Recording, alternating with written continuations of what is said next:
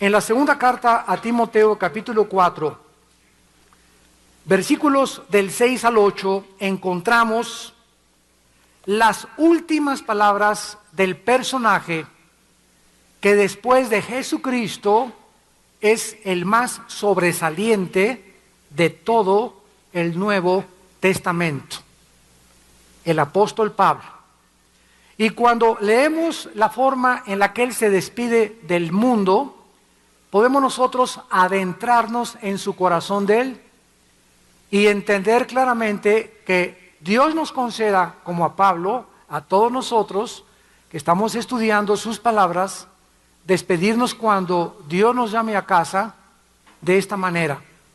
Pero más que nada, estar preparados como Él lo estaba para poder entregar su vida en sacrificio a aquel que dio su vida en la cruz en su lugar. Dice 2 Timoteo 4, del 6 al 8, porque yo ya estoy para ser sacrificado. Y el tiempo de mi partida, vean ustedes cómo le llama él a la muerte, le llama partida. El tiempo de mi partida, o sea, que se va a otro lugar, nos está diciendo, como si fuera de viaje. El tiempo de mi partida está cercano. He peleado la buena batalla. He acabado la carrera. He guardado la fe. Por lo demás, me está guardada la corona de justicia, la cual me dará el Señor, juez justo, en aquel día. Y no solo a mí, sino también a todos los que aman su venida. Si nosotros comparamos la muerte de los santos de Dios con la muerte de aquellos que odiaron a Dios y que fueron ateos y anticristianos y que persiguieron la Biblia, encontramos un abismo de separación. Por ejemplo, en el siglo XX hubo un filósofo alemán llamado Friedrich Nietzsche.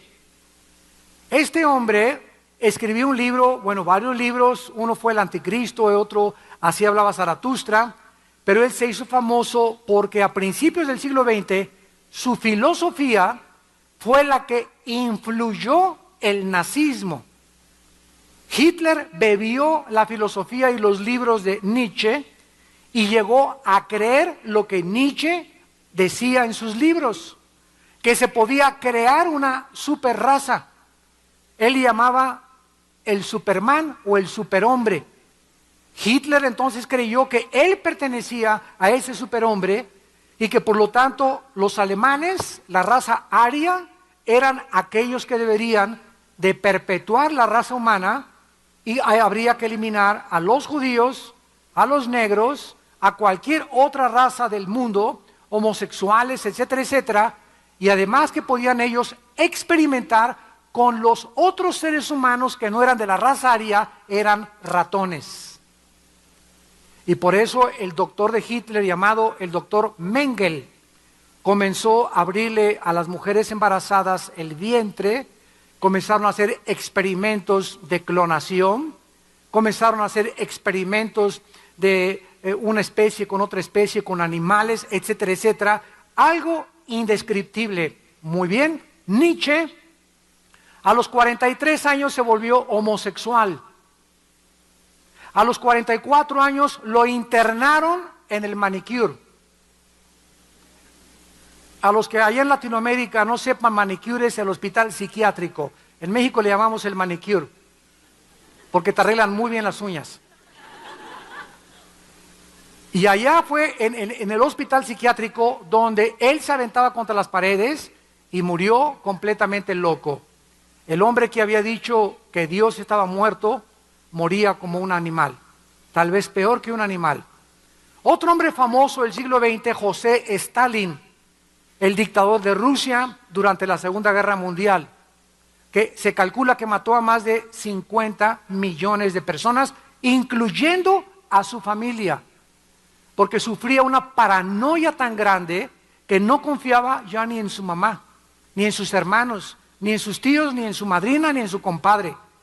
Y los mandó matar a todos, exterminó y purgó a más de 55 millones de de rusos en la Rusia de la Segunda Guerra Mundial. José Stalin, al morir, dice una de sus hijas que se levantaba y levantaba el puño al cielo y gritaba, ¿verdad?, retando a Dios, aún antes de morir, y gritaba que sentía que lobos venían a comérselo en el lugar de su agonía.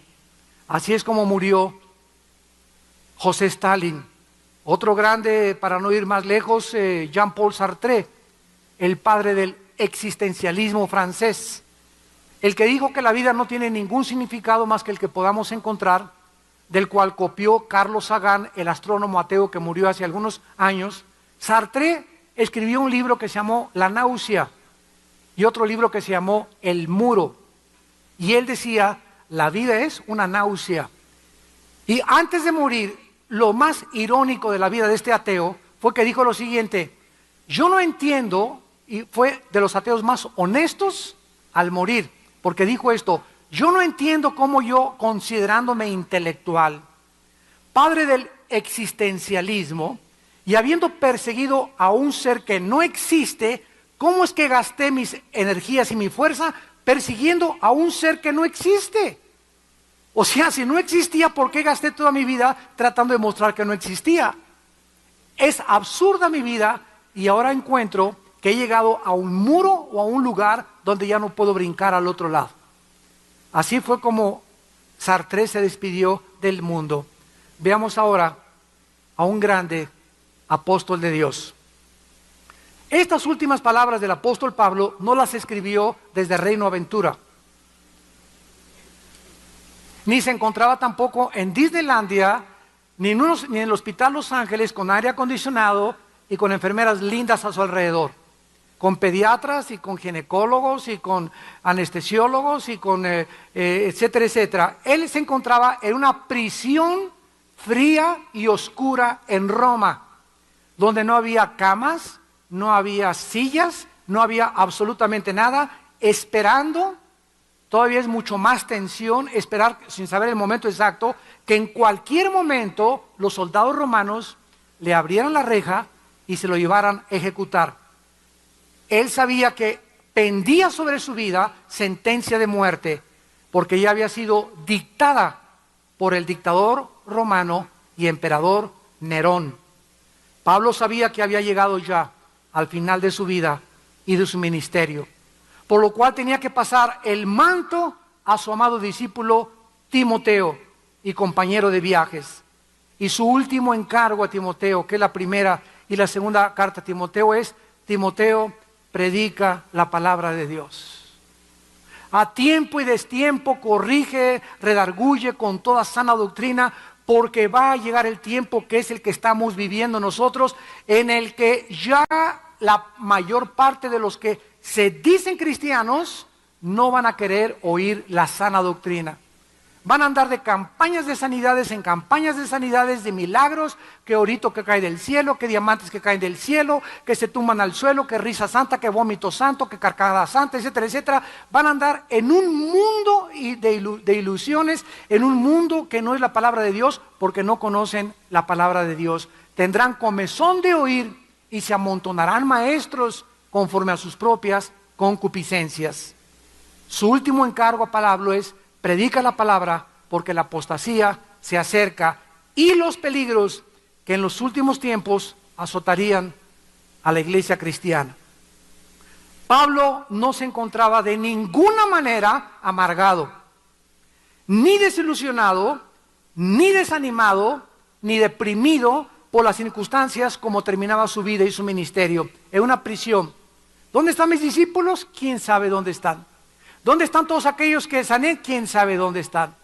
Nadie me manda un fax, nadie me manda un correo electrónico, nadie me manda nadie me va a visitar, más que vamos a ver a unos pocos amigos que tenía solamente, pero él muere en la más increíble soledad, en la misma soledad que murió Jesús colgado en la cruz, abandonado por todos aquellos por quienes estaba dando su vida.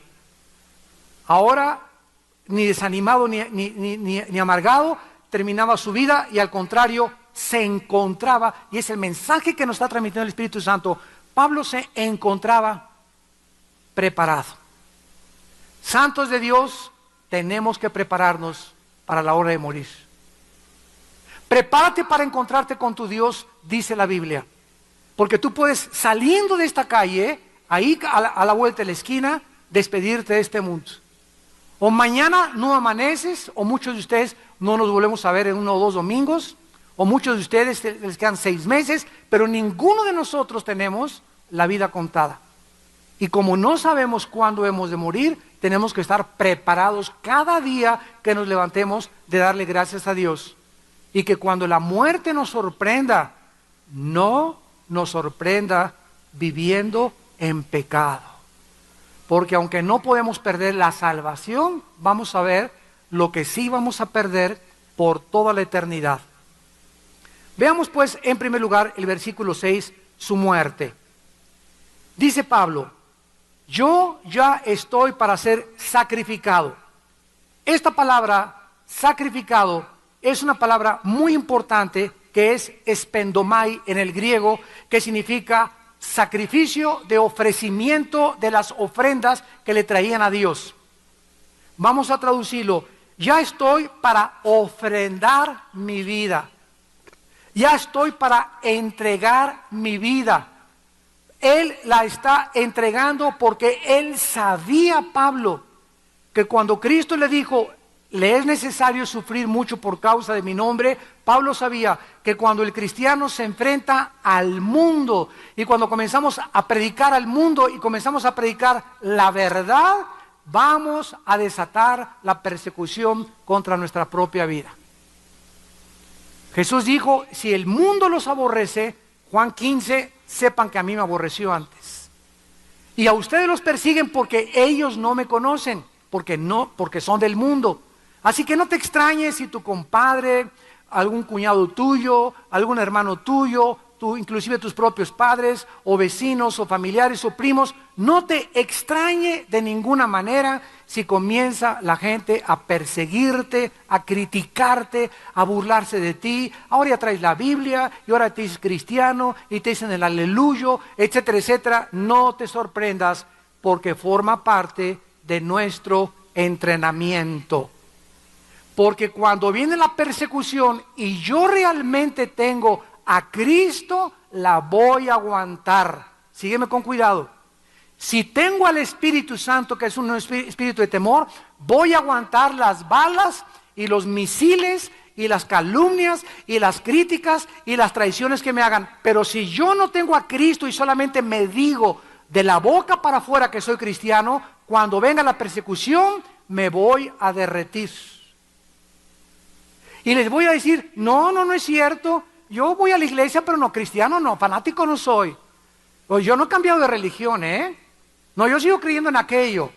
No, échate una copa así como no, me la echo contigo, compadre, no hay ningún problema. Comenzamos a ceder a la presión porque comenzamos a prostituirnos, nos comenzamos a vender, comenzamos a comprometernos con el mundo porque queremos agradar a nuestros amigos y familiares y no queremos agradar a Dios.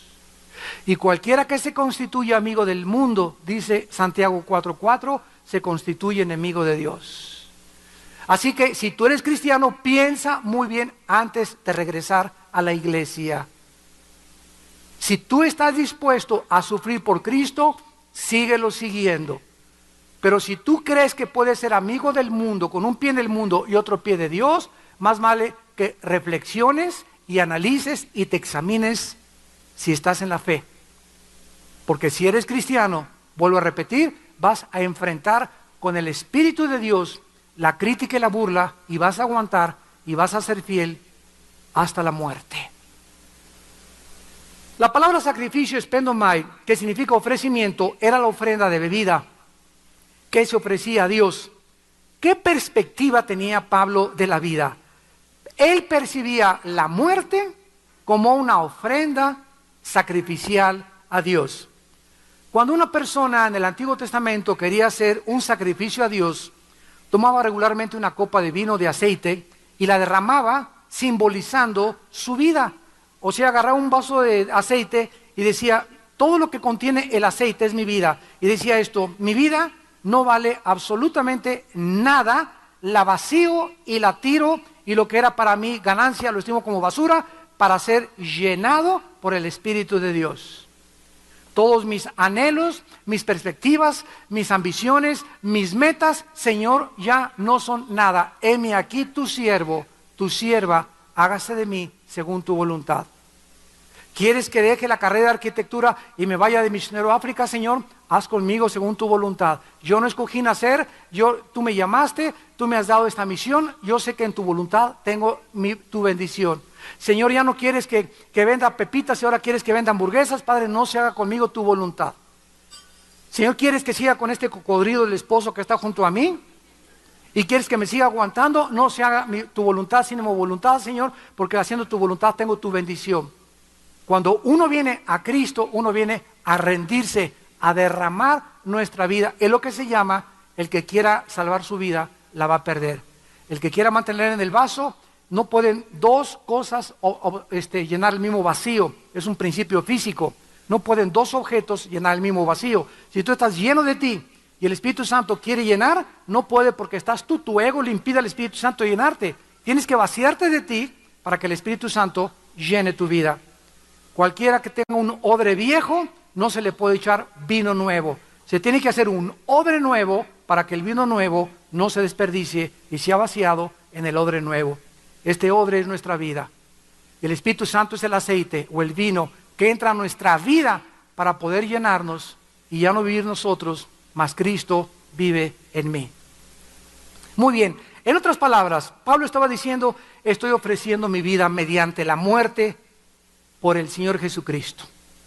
Mi cuerpo está siendo ofrecido por la predicación, he predicado y ahora he desatado tal persecución en el Imperio Romano que he llegado hasta el mismo emperador de Roma, hasta Nerón, hasta las altas investiduras gubernamentales de Roma. Pablo fue llevado para dar testimonio y por causa de dar testimonio de Jesucristo le quitaron la vida. El apóstol Juan, en el libro de Apocalipsis, capítulo 1, versículo 9, habla y menciona la misma perspectiva del apóstol Pablo. Dice Apocalipsis 1:9, el apóstol Juan, yo Juan, vuestro hermano, y fíjense ustedes lo que dice a continuación, y copartícipe vuestro en Reino Aventura, en Disneylandia, en la felicidad, en la risa, etcétera, etcétera. Yo, Juan, estoy escribiendo Apocalipsis y quiero decirles a todos los que lo lean, dice Juan, y a todos los que se dicen que son mis hermanos en Cristo, que yo igualmente que ustedes estoy participando en dos cosas, en la tribulación y en el reino y paciencia de Jesucristo. Todos nosotros es necesario que por muchas tribulaciones entremos al reino de Dios. Y se requiere que todos nosotros, para entrar al reino de Dios, tengamos paciencia. Así acaba la carta de Santiago, capítulo 5. Tener paciencia como el labrador siembra y espera que crezca el maicito. Y pasan 6 meses y tiene que esperar a que crezca el maicito y no puede el labrador decir, y no crece el maíz, y no crece el maíz. Pasa una copa de whisky, vieja, para poder aguantar. A ver, pasa un pedazo de una grapa de cocaína para poder aguantar esta situación, porque ya perdí el trabajo, ya no puedo aguantar. La paciencia es la capacidad que Dios nos da mediante el Espíritu Santo para soportar hasta que Él venga. Para soportar hasta que Él venga. La paciencia, upomón en el griego, es la capacidad de aguantar bajo el peso de una prueba. Y mientras más crezcamos en el Señor, más grande va a crecer nuestra fe. Más grande nuestros enemigos, más grandes demonios nos van a perseguir y los principados y las potestades de Satanás se enfocarán también en tu vida. Antes tenías demonios rasos, soldados rasos, ahora van a estar asusando contra ti gente, coroneles y generales de Satanás, porque has crecido en la fe. Mientras más crecemos, más oposición tenemos, pero mientras más oposición tenemos, más grande es el poder de Dios en nuestra vida, porque su poder se perfecciona mientras más débiles somos. Alguien podría decir, no, si usted me la pinta de esa forma, hermano, mejor ya no sigo siendo cristiano. Te voy a dar un ejemplo. Los jugadores de fútbol americano, cuando comienzan y les ponen unas muelles y comienzan el coach se pone aquí atrás, el entrenador, y pasan los jugadores y se avientan contra la muelle, ¡tas! Y ¡tas! Cuando el entrenador ve que un jugador empuja con fuerza, que hasta la muelle la mueve, le pone 2 muelles. Y el jugador no va a decir, oiga, ¿qué usted no le caigo bien? ¿Por qué me quiere hacer sufrir? No, te puse 2 muelles porque veo que empujas duro. Entonces, mientras más empujas, más resistencia. Pero mientras más resistencia, más fuerza desarrollas. Entonces, así es en la vida espiritual también. No tengas temor de aquellos que pueden matar el alma. Ten temor del que puede matar el alma en el infierno. No tengas miedo de los principados y las potestades. Ten temor de no crecer en Cristo y quedarte estancado y morir sin estar preparado para la eternidad. De eso debemos de tener temor.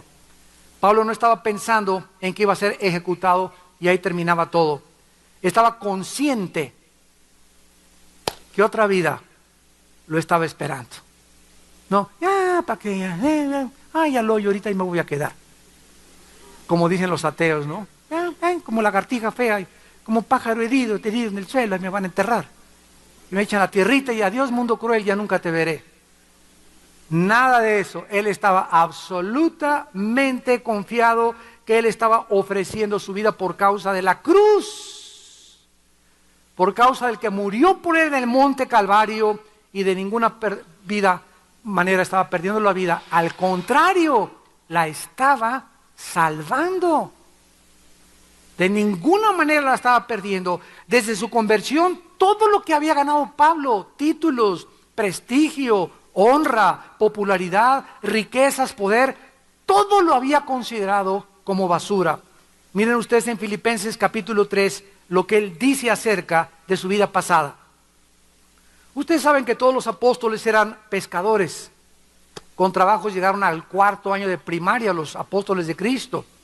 Eran hombres incultos, como decía Cantinflas, deslustrados y desleídos. El único apóstol, la única persona culta, con doctorados, con posgrados, políglota, que hablaba 4 o 5 idiomas, que conocía el mundo, que tenía militarmente una educación de disciplina, fue Pablo. Era un hombre educadísimo. Además, había sido educado con Gamaliel, que era uno de los más grandes eruditos rabinos de los judíos. Y cuando se encuentra con Jesucristo, se da cuenta que su carrera de ingeniero, sus posgrados, sus licenciaturas, te iban a nombrar Miss México, te iban a nombrar Miss Latina, Miss fulana de tal, y muchas cosas que ibas a ganar. Cuando llegas a Cristo te das cuenta que todo lo que tú en el mundo creías que te iba a servir en el futuro, el posgrado y que querías hacer esto y querías hacer aquello, al enfrentarte con Cristo te das cuenta que lo que Él te ofrece en adelante, lo que el mundo te ofrecía era pura basura, comparado con conocer a Dios.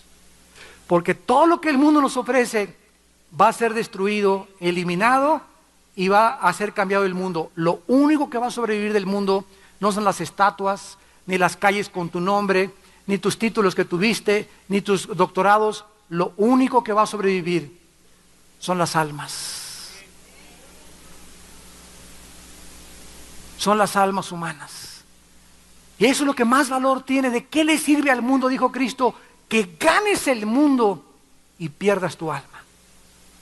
Sería un pobre negocio y una pobre perspectiva que siguieras pensando de la misma manera.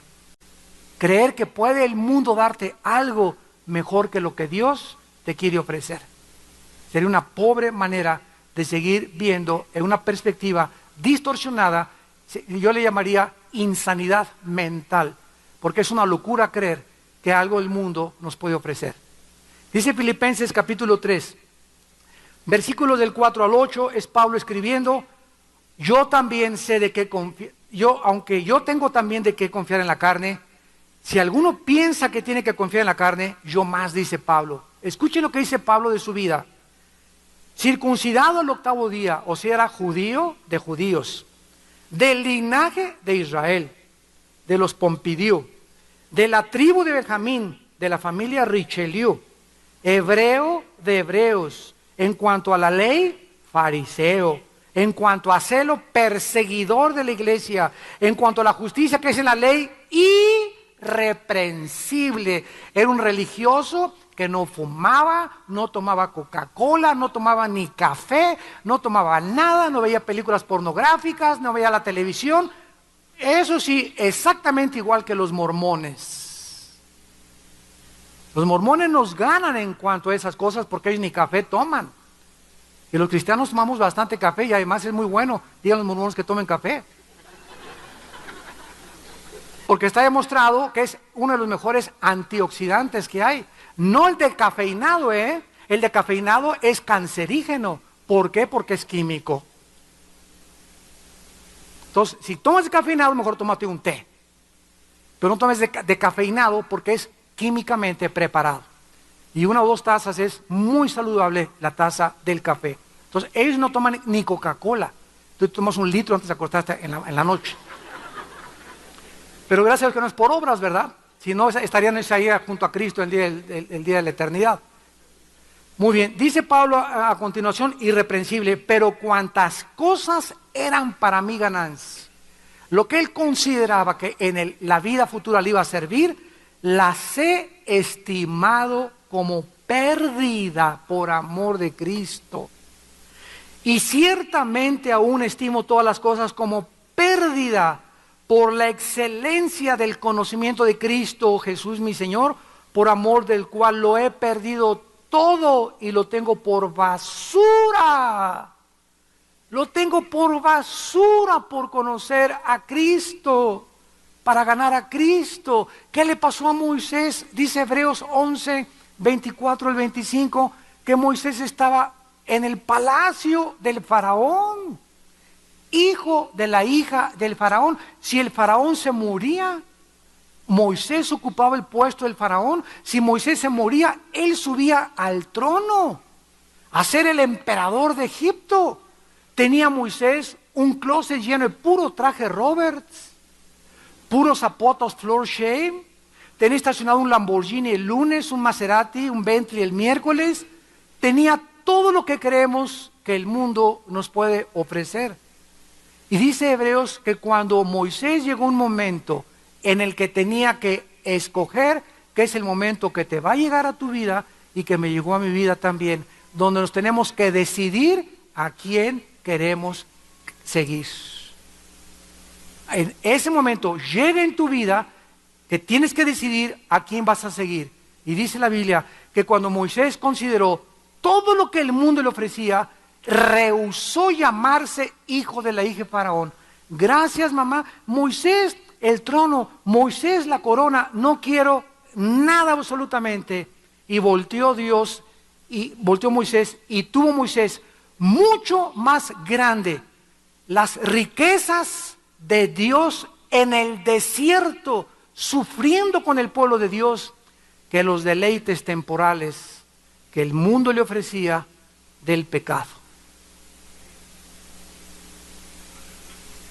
¿Qué fue lo que el diablo le dijo a Cristo? Oye Jesús, mira Las Vegas, mira mis México, mis Universo, ahí están todas esas chavas, te ofrezco esos cajones llenos de oro, de plata, te ofrezco hacerte esto, te ofrezco títulos, te ofrezco todo. El diablo le dijo a Cristo, te ofrezco, ¿por qué? Porque el mundo está bajo el maligno, dice 1 Juan capítulo 5, y Cristo no le negó que el diablo está controlando todo lo que es el oasis, la apariencia del mundo, y Cristo le dijo, al Señor tu Dios adorarás y Él solo servirás.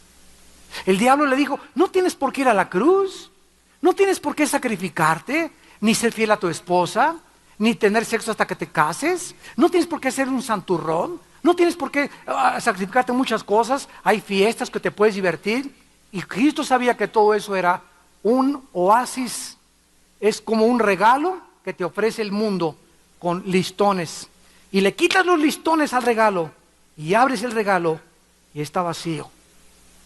Cuando saltamos a lo que el diablo nos ofrece, nos damos cuenta que solo produce vaciedad de espíritu, tristeza, vanidades ilusorias, cosas que no llenan el alma, porque no fuimos creados para ser satisfechos con las cosas del mundo, fuimos creados para Dios. Y mientras no nos conectemos con Dios y no hagamos la paz con Dios y no sea Dios el centro y lo que llene nuestra vida, viviremos con un Maserati, con un Lamborghini en el Palacio de Chapultepec. Puedes vivir, tu mamá puede ser la reina Isabel de Inglaterra y vas a vivir vacío. De esa agua podrás beber, le dijo Cristo a la mujer samaritana. Mujer, tiene 5 maridos, la chulis. 5 maridos la samaritana tenía, no, con Pancho no, con Jorge. Jorge no, Felipe, Filomeno, Tiburcio. Y llegó con 5 la samaritana. ¿Y qué estaba buscando la samaritana? Que un hombre la hiciera feliz. Y encontró que la felicidad no se encuentra en ningún hombre, aunque le trajeran a Rambo a la samaritana, no iba a ser feliz. ¿Por qué?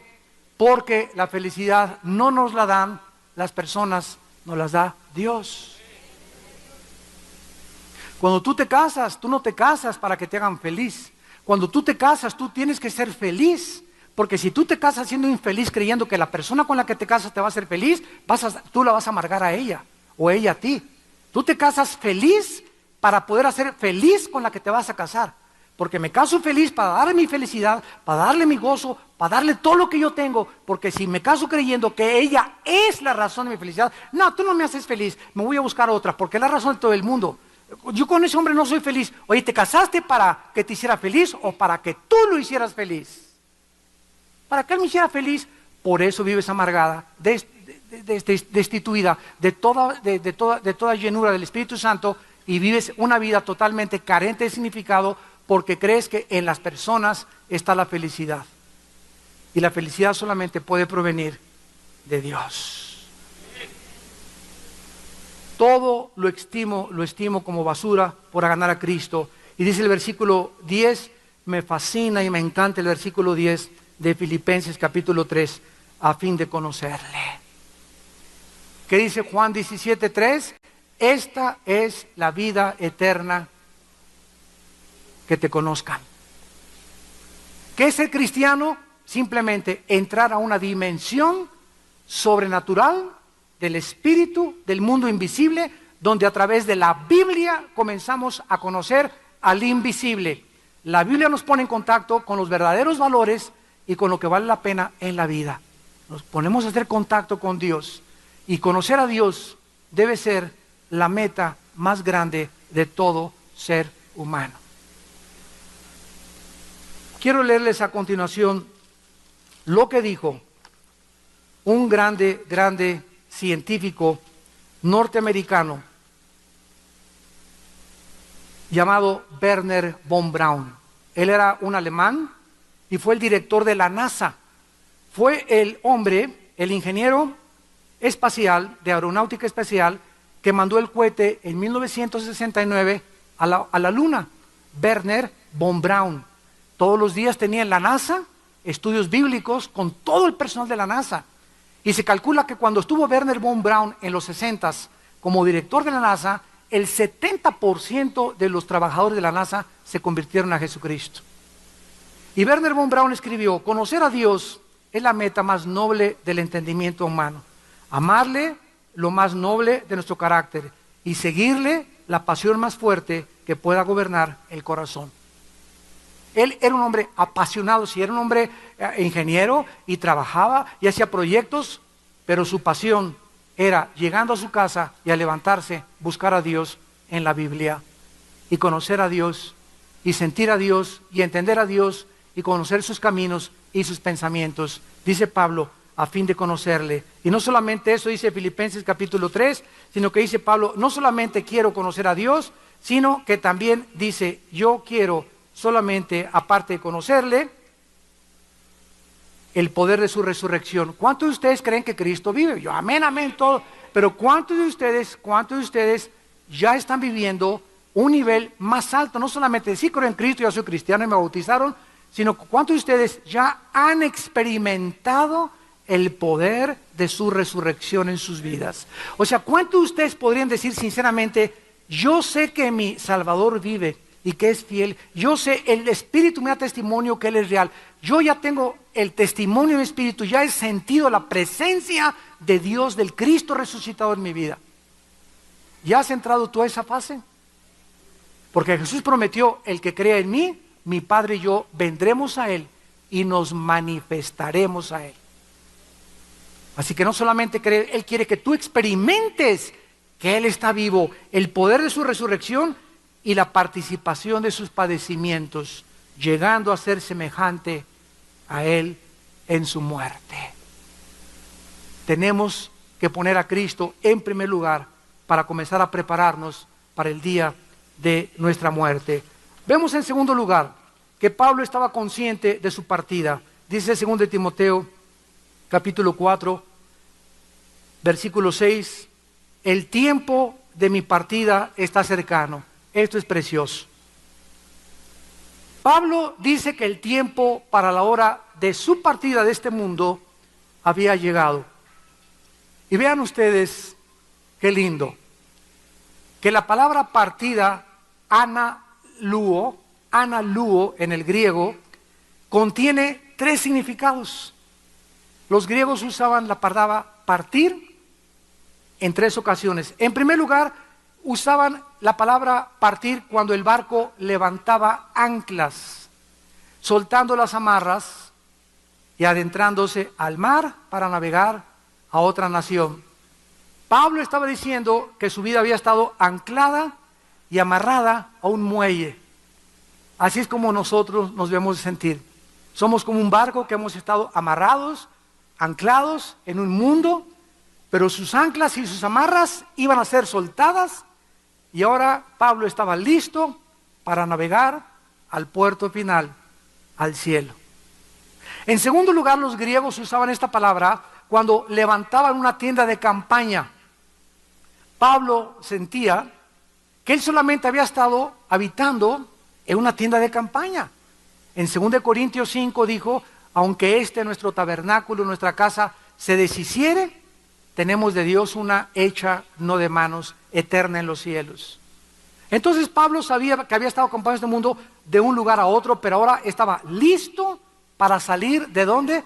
De su tienda temporal.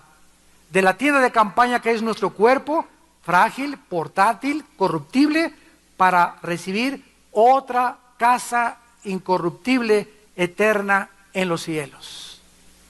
Y en tercer lugar, es una palabra que se usaba para retratar cuando a un animal se le quitaba el yugo.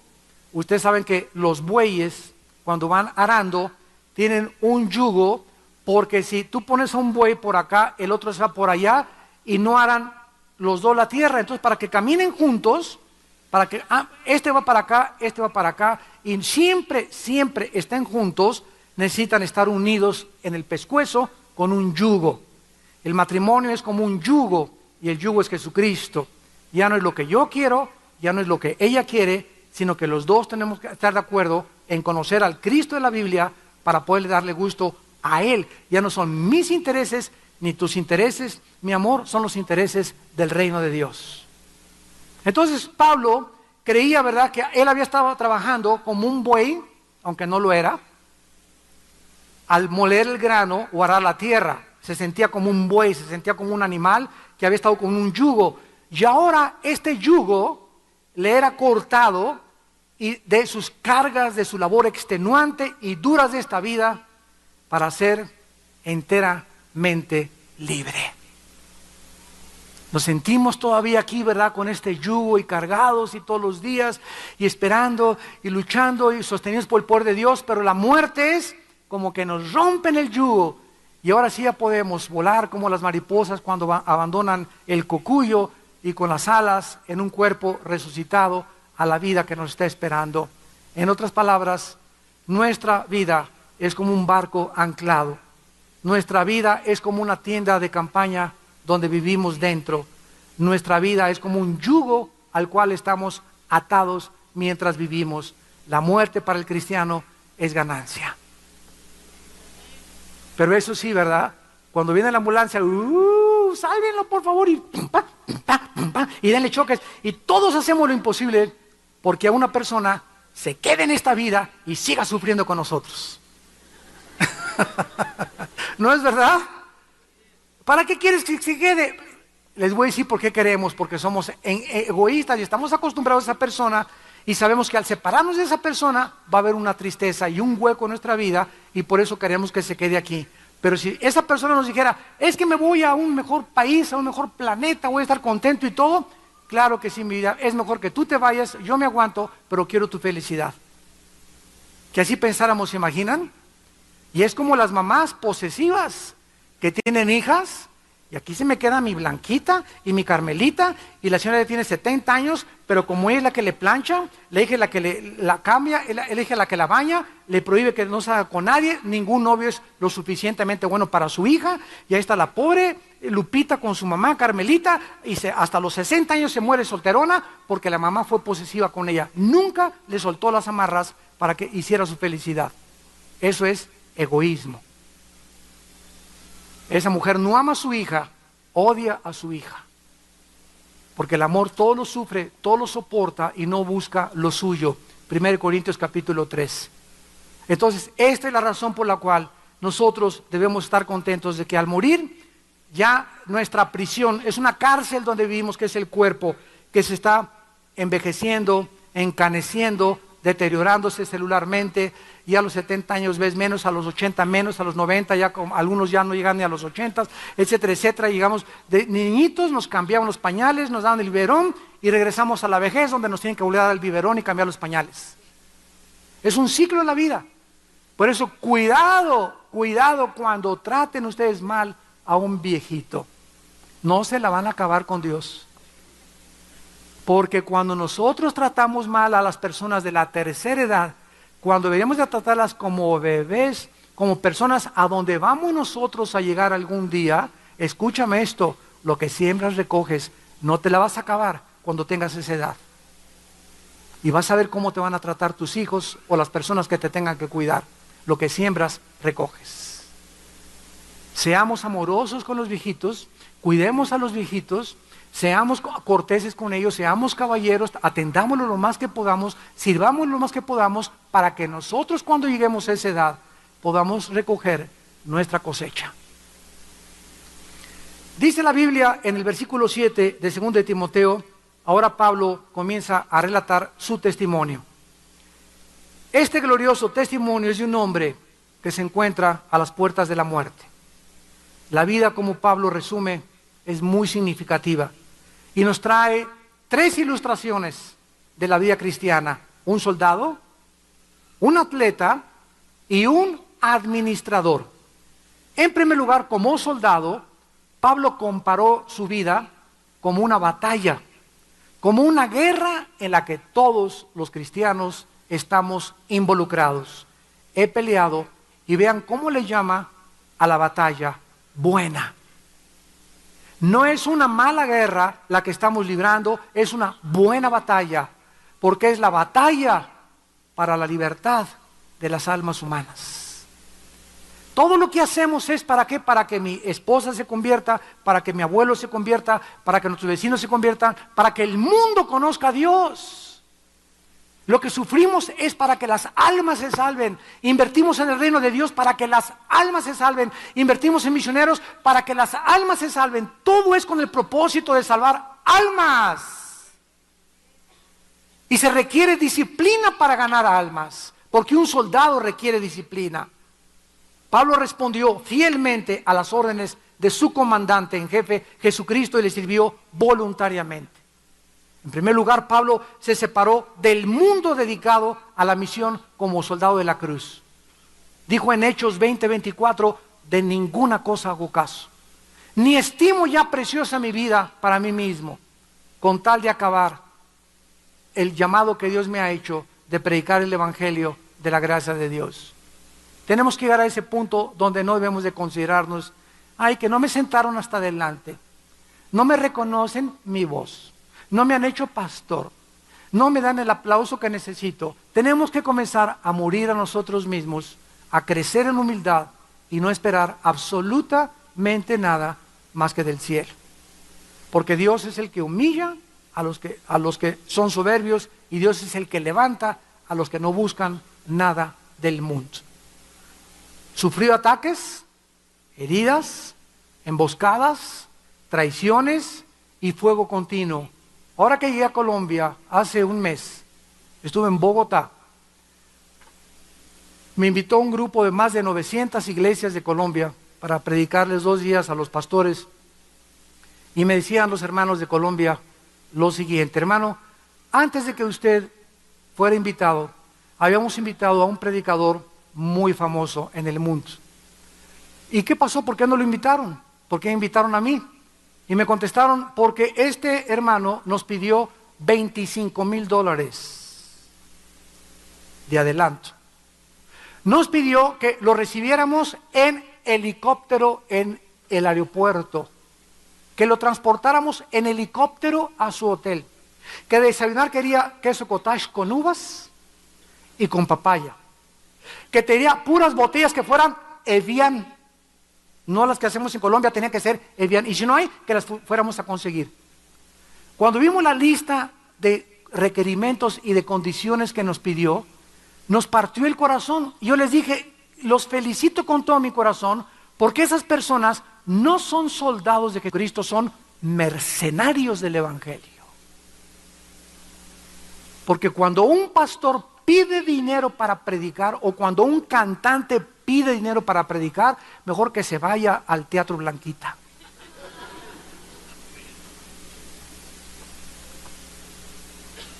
Cuando ellos me hablaron por teléfono y me dijeron eso, y me dijeron cuáles son sus requerimientos, hermano Alducin, les dije: miren, primero voy a orar, quiero saber si mi Señor es el que me está llevando a ustedes. Denme 4 o 5 días para orar, meditar en la palabra, estar con el Señor, y Él me va a confirmar. Número 2, si Dios me confirma que yo voy con ustedes, y me quieren dar el boleto de avión, ¿verdad? Y la comida se los voy a agradecer allá. Si quieren hospedarme en un hotel de 1 estrella o de 5 estrellas, no me interesa. Y les dije: y si me quieren dar una ofrenda, porque me dijo: ¿y sus honorarios? Me preguntaron. Les dije: si ustedes me quieren dar una ofrenda, denmela conforme sea su corazón. Si no me quieren dar ofrenda, no me la den, porque yo no voy a que me den algo, voy a predicar el Evangelio. Y si ustedes no me dan una ofrenda, me la da Dios.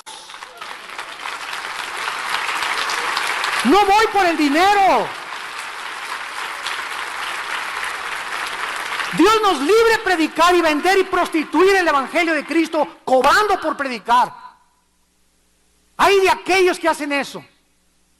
Y por la televisión, lo que nos oyen, pastores que me escuchan, hay de ustedes cuando piden dinero para predicar. Porque el justo por la fe vivirá. Y dice 1 Corintios 9, ay de mí si no presento gratuitamente el Evangelio.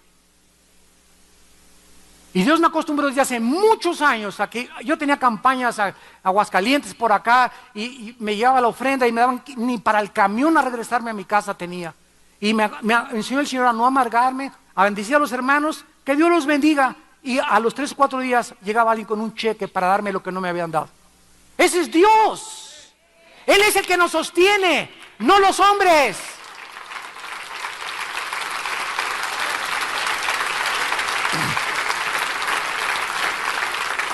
Me hierve la sangre cuando oigo esas cosas.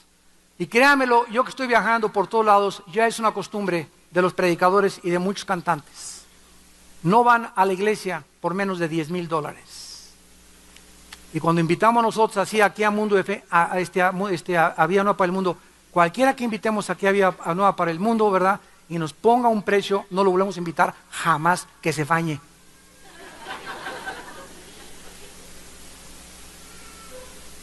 En segundo lugar, dice Pablo que no solamente se comparó a un soldado, sino como un atleta. Dice, he acabado la carrera.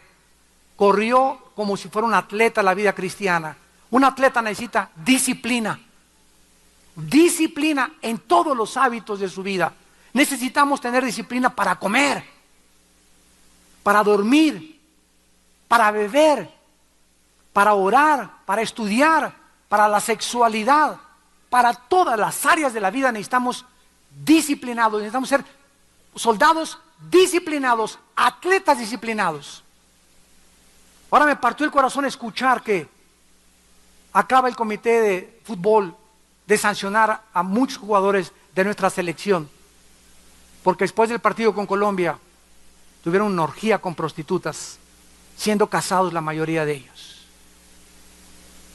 Recuerdo cuando vino la Copa en Sudáfrica, que el entrenador de la selección de Brasil se enteró que Ronaldinho, que jugaba para el Barcelona, una estrella brasileña del fútbol soccer, se había pasado de farra toda la noche, y el entrenador le dijo: eres una estrella, eres uno de los mejores jugadores del mundo, pero tú no juegas en el Mundial en Sudáfrica. Y lo sancionó y no jugó con Brasil en Sudáfrica. ¿Por qué? Porque son entrenadores que son militares. Y una selección, un grupo de futbolistas, un grupo de atletas no puede permitirse eso.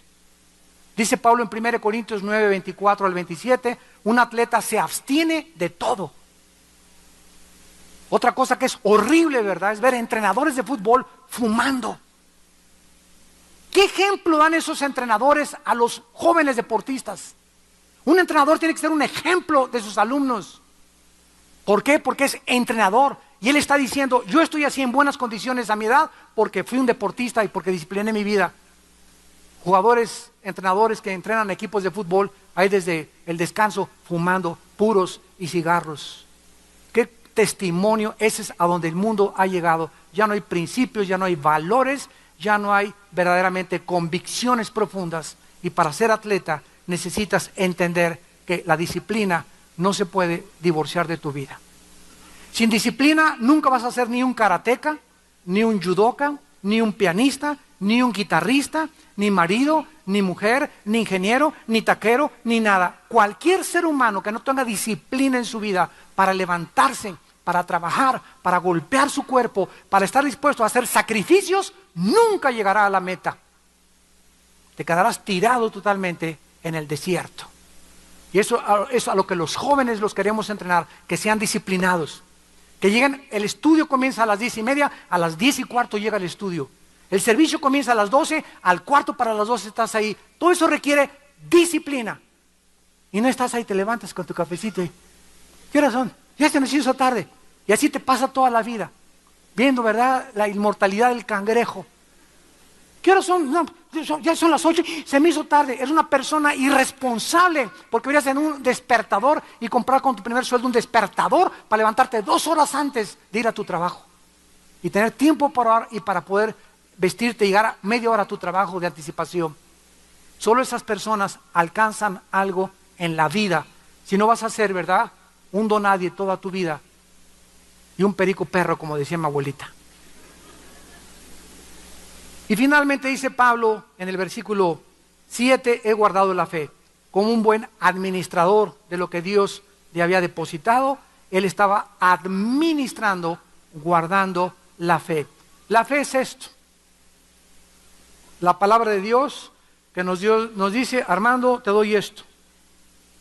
Es un tesoro. Y vas a pasar por un mundo que te la van a querer arrebatar y sacar. Y la vas a tener que, aun con tu propia vida, a luchar, porque el propósito del mundo y del diablo es, con tus amigos y con todos, sacarte esto de tu vida. Sacarte la palabra de Dios, la fe. Y tú eres mi administrador y el que la vas a guardar a costa de tu propia vida. ¿Así defiendes tú la palabra de Dios? O ya llegaron y, no es cierto, yo no, ahí está. Yo ahora que estoy viajando continuamente en avión, estamos ahí a 33,000, estamos a 30 kilómetros de altura sobre el nivel del mar, y uno así, pero con el Playboy abierto, así, pero sin ningún descaro, así, hasta lo levanta, así. Y hay cristianos que van en el avión y al mundo no le da vergüenza, las vulgaridades públicas hacen en la televisión, en todos lados, ya no les da vergüenza, y a nosotros nos da vergüenza decirnos que somos hijos de Dios. ¿Te da vergüenza llegar a tu trabajo con tu Biblia en la mano y no con el Playboy o con el periódico de anoche, de hoy en la mañana o de anoche, con las noticias? Pero sí te da vergüenza llegar con la Biblia. Qué increíble que perdamos ese espíritu de valor que Dios nos quiere dar y que tenemos que tener todos los días de defender nuestra fe. ¿Cómo nos vamos a...? Me subo al avión y así la abro y le hago así en el avión a la Biblia. Para que la vean y siempre vienen. Llevan 3 veces en un mes. De veras, a veces le hago como que le hago así a la Biblia. Ya por lo menos 4 o 5 personas en el avión se dieron cuenta que es la Biblia, porque ese, ¿verdad? No se puede confundir con ningún otro libro. Y siempre se acercan personas, usted es cristiano, ¿verdad? Y inmediatamente localiza a los cristianos. O a las personas, como les conté una vez que venía yo, ahora que era el Spring Break de Dallas a México, venía el avión lleno de puras americanas, jovencitas todas. Y me siento en la mera orilla y estaban 2 americanas como de 18, 20 años de edad. Y bajo la tablita para poner mi Biblia. Y de repente una de ellas me pone los pies arriba de la tablita así. Y me hace con los dedos así del pie. Y me volteo y digo, ¿qué es esto, Dios mío? Y pues venían ya, ¿verdad? Bastante servidas, haciéndome con los dedos así el pie. Y le dije, ¿sabes una cosa? Te voy a agradecer que bajes tus pies. Ay, que vamos a camino a Acapulco, vamos a ir a Cancún, etcétera, etcétera. Y le dije, mira, baja tus pies. Le dije, me da mucha lástima, ustedes dos. Le dije, yo soy pastor, ahí me la saco inmediatamente. Ya con eso hasta se enderezaron de sus lugares. Ya sabían, ¿verdad? Y es la forma que uno se protege, porque si comienzas a coquetear con el pecado, ay, sí, ¿verdad? Baja tu piecito, ¿verdad? Me haces cosquillas.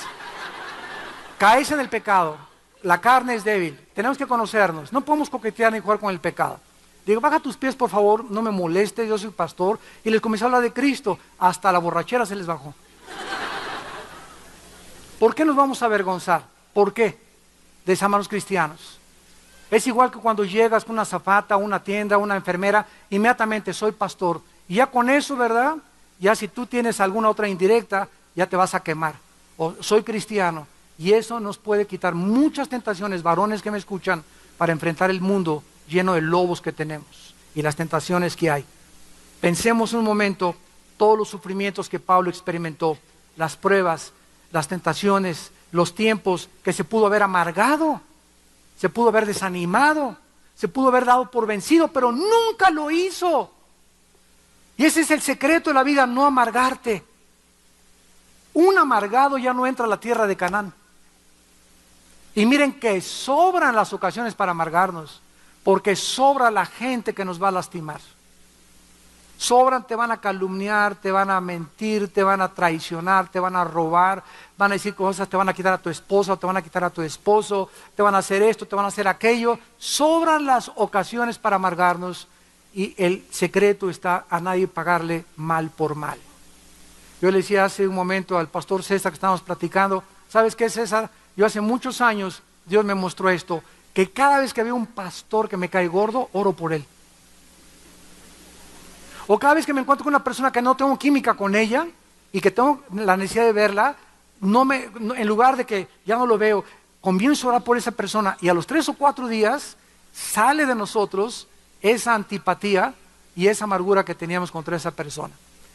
Comienzo a bendecirlo, Señor, prospera su ministerio, prospéralo él también, bendice a su familia y me siento libre, porque yo sé que si me amargo contra alguien, no llego a la meta. Y Pablo dice en el versículo 8 para terminar, ahora estoy totalmente consciente que me está guardado la corona de justicia, la cual me dará el Señor juez justo en aquel día, y no solo a mí, sino a todos los que aman su venida.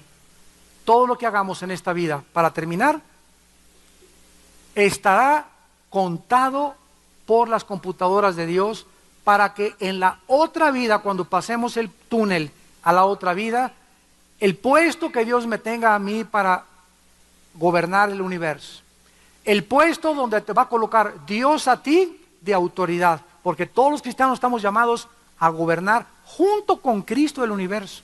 Los mismos ángeles van a estar debajo de nosotros. Fuimos hechos mayores que los ángeles en la venida de Cristo. Y todo estará en proporción con tu fidelidad. Cuando lleguemos al cielo, Dios no le va a preguntar a nadie, oye, ¿cuántas iglesias fundaste? Bueno, pues le di cobertura a 5,000 iglesias. ¿Cuántos doctorados obtuviste? ¿Cuántos asilos para ancianos hiciste? ¿Cuántos orfanatorios? ¿Cuántas columnas y cuántos candeleros franceses pusiste en tu iglesia? Cuando lleguemos al cielo, va a haber una sola pregunta que Dios nos va a hacer. ¿Cuánto, Pancho, Pancholín, Pancholetas, te pareces a Jesús? A Dios no le interesa lo que hacemos, sino lo que somos. Si tú todavía no te desarrollas la mansedumbre y la humildad de Cristo, hagas lo que hagas y los palazos que hagas y el barullo que hagas, no tiene comparación en la otra vida. Porque mientras más nos parezcamos a Cristo, sobre mayores cosas nos pondrá Dios en la otra vida. Aprendan de mí, dijo Jesús, que soy manso y humilde de corazón, y encontrarán descanso para sus almas. Gracias por tu palabra, Señor, en esta tarde. Bendita sea la palabra de Dios, que nos edifica, nos consuela, que nos exhorta. Gracias, Señor, porque nos infundes ánimo para vivir.